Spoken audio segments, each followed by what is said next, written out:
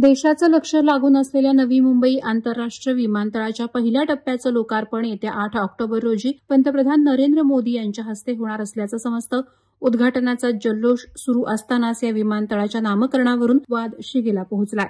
आज 30 सप्टेंबर रोजी अदानी समूहाचे अध्यक्ष गौतम अदानी यांनी प्रत्यक्ष नवी मुंबई विमानतळाची पाहणी केली. खास विमानातून धावपट्टीवर उतरून त्यांनी कामकाजाचा आढावा घेतला. यापूर्वीही मार्च महिन्यात त्यांनी पाहणी केली होती. उद्घाटन जवळ येत असल्याने तयारीचा वेग वाढला असला तरी नामकरणाच्या प्रश्नावर वातावरण तंग झालंय. दरम्यान विमानतळाच्या नामकरणावरून आगरी कोळी समाज आणि प्रकल्पग्रस्तांमध्ये तीव्र नाराजी पसरली असून विमानतळाला लोकनेते दिबा पाटील यांचं नाव द्यावं अशी मागणी आहे. तसंच विमानतळाला दिबांच्या नावाची अधिकृत घोषणा कधी होणार याकडे सर्वांचं लक्ष लागलं आहे. वादळवारा लाईव्हसाठी न्यूज ब्युरो, नवी मुंबई. नवी मुंबई व रायगड जिल्ह्यातील ताज्या बातम्या आणि घडामोडींसाठी सबस्क्राईब करा वादळवारा लाईव्ह चॅनल आणि दाबा बेल आयकॉन.